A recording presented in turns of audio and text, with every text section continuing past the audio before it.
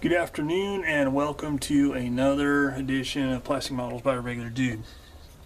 Now I just realized something. I am doing the Sdkfz 251/9 in captured colors, and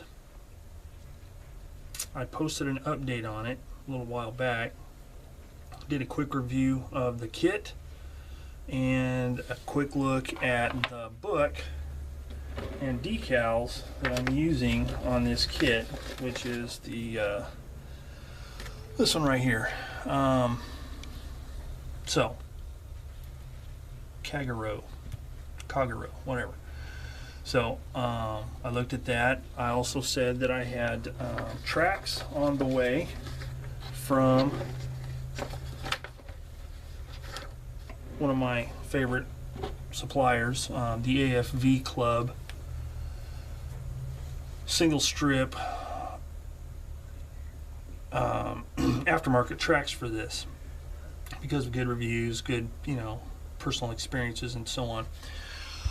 So I was going to do a review on that. Now I have done the review on that, and I hopefully have it posted by now, but if not, it'll be coming up pretty quick. And it's just a quick review of the tracks, compared the AFV Club tracks compared to the kit tracks. So there's that. Now, in all that, I was waiting for paints to come in, and started working on another project, the M29 Weasel, which has also been posted. Updates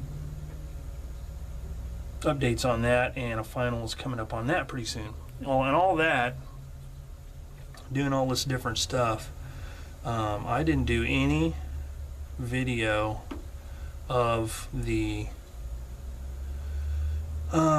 Tamiya kit, the Sdkfz 251 in progress.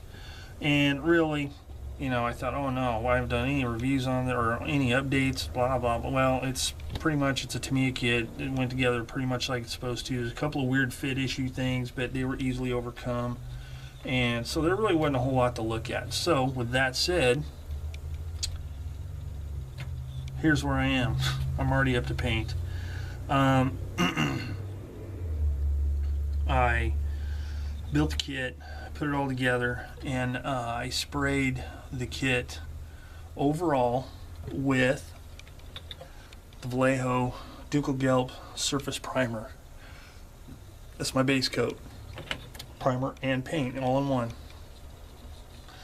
I did it in that because, being a captured vehicle, I wanted to take this opportunity to practice the so-called hairspray technique that I've never used before, so I could try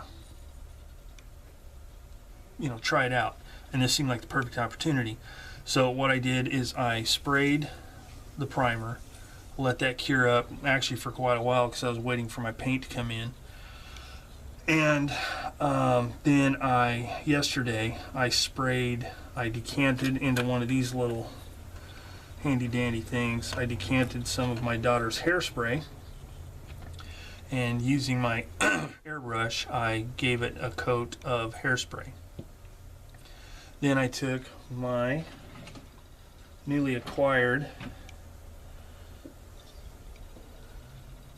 Tamiya XF62 olive drab and did my outer coat, and I let that sit. It's been probably not quite 24 hours since I sprayed it. So as soon as I get done with this video, I'm going to start working on it and working on the chipping. Now, one thing to note, and you'll notice once I get it done, is I wasn't really super careful about spraying underneath here or the wheels. I mean, the wheels are kind of like spotty, not really 100%. There's overspray on the rubber portion of the wheels that I'm not going to fix. There's a little bit of overspray on the front tires that I'm not going to fix. And as you can see underneath here, I intentionally made it kind of spotty and hit and miss. Reason being is being a captured vehicle, and from what I've read, anybody who's using a captured vehicle, they pretty much used it until, they couldn't use it anymore for whatever reason. If something broke down, they're not going to have spare parts. They're not going to spend a whole lot of time doing a really bang up beautiful paint job on the vehicle. So that's what I tried to replicate a little bit. Also, because of that, and because a vehicle in service as captured, especially in Netherlands 44, it probably wasn't in the British, it wasn't in British possession for very long, so it's not going to be real beat up. So therefore, my chipping is going to be pretty light, and mainly on the high edges and places where there would be troop traffic quite a bit. It's not going to be the typical, beat up, battlefield mangled vehicle.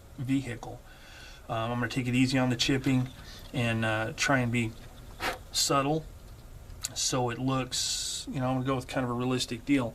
Now I have a photograph to work from, and it's only from one angle, but it does give a pretty good indication that this vehicle probably wasn't really well worn.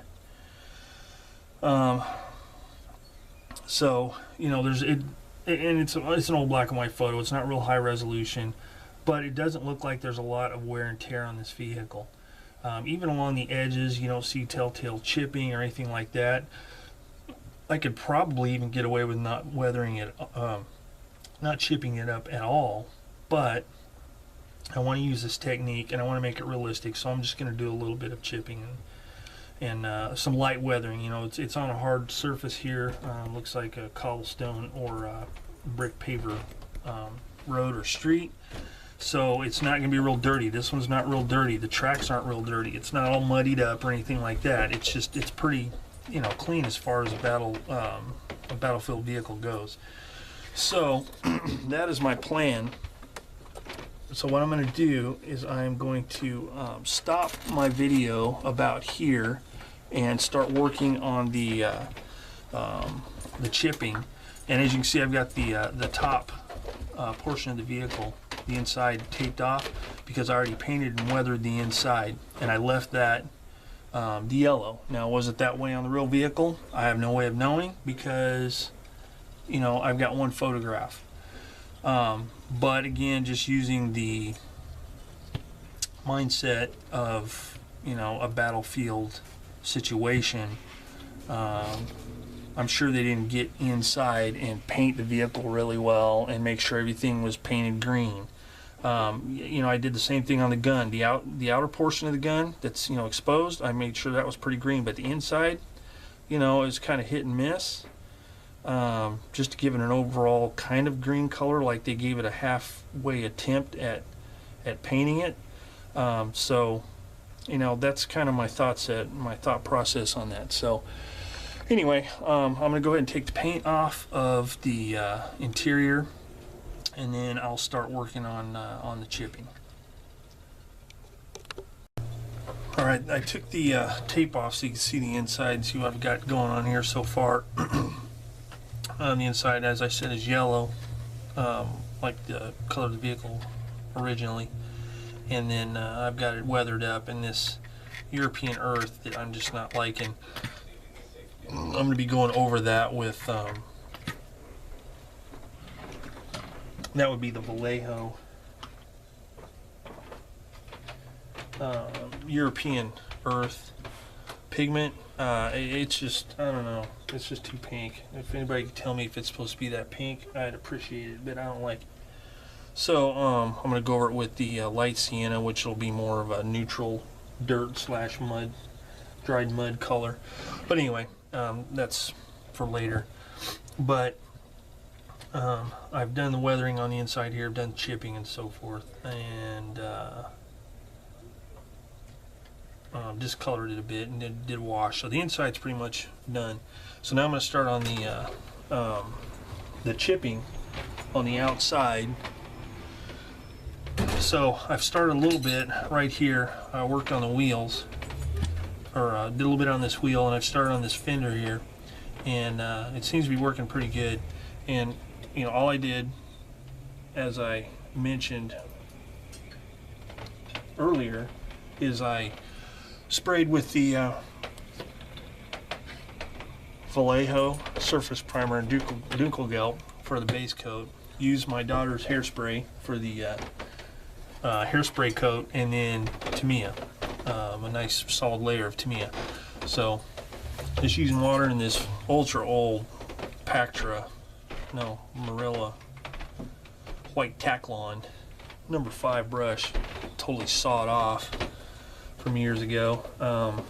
I'm using that with just a little bit of water and working on the just some of the edges here to get just a light rust effect or chipping effect. I don't want to, like I said, I don't want to do too much because this outer layer of paint, this green that the British would have applied, wouldn't be that destroyed. As you can see, just doing just a little bit, I mean, it comes off pretty easily. So being careful, I won't get too much chipped off. So just for example, on the wheel, this drive wheel hub here, this grease cap or dust cap, whatever it is. So you just very lightly, just getting a little bit of chipping going on, and so far I'm liking it. It's looking pretty cool. So I'm just going to do a little bit of that, go along these edges a little bit, and see what I can come up with. Okay, welcome back. Here's where I am up to this point, and I think after this quick clip addition to this video, then I'm going to call this video quits, and I'll be taking it up next time with decals, clear coat, or not clear coat, decals, and start weathering. But I've got the chipping done, as you can see here, and what I tried to do, I've also got the tracks on, and I'm going to be doing a little, I'm going to be helping these a little bit because I want them to lay a little more naturally, so I'm going to be, you know, probably gluing them to the top of those wheels, you know, the road wheels. I'll tack those down. One thing to note about these tracks, if you use them for this kit, and I don't know if the other 251 kits have the same exact specs, but they were about 1 link too long. So what I had to do is very carefully with my magnifier, because these things go together really well. I had to find where that joint was because I wanted to clip it there, and I just cut one of the links out and just butted it back together and glued it. And you'd be hard pressed really to tell where it is.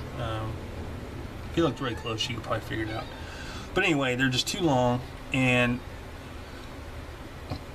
you know, even gluing them down, adding the sag and everything, it was still sticking off this back, this idler wheel or back road wheel, whatever you want to call it, sticking out quite a bit. You could see the full-on guide teeth, so that wasn't going to fly. So that's what I did. I cut one length out, glued it together with hardware store Loctite super glue ultra gel, and it worked really well. Went right together, no problems. So anyway, I'll get those glued down. Then I haven't decided if I'm going to do a clear coat. I know a lot of people say don't do clear coats. You don't need a clear coat for decals and stuff, but I've always had pretty good luck with doing that, and you know, I think I may do it again this time. Just to play it safe. And then I may give it a flat coat before I do my weathering, because I find that I use washes for filters, and I find that those actually flow and spread a little bit better on a matte surface as opposed to gloss. I used to do it on gloss, and I like it better on flat. So I don't know what I'm going to do yet.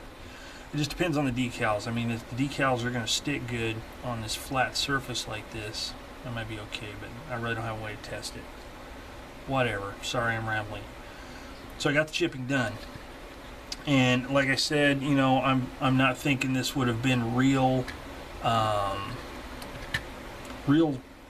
heavily chipped. I mean, I might even went a little bit too far on my chipping, but you know, it's the first time doing chipping with the hairspray technique, so you know, I'll cut myself a little slack. Hope you guys do too. But I mainly just added the chipping where, you know, on corners, high points, you know, places where there'd be traffic, around the storage compartment doors, you know, on the edges, around the edges of the engine.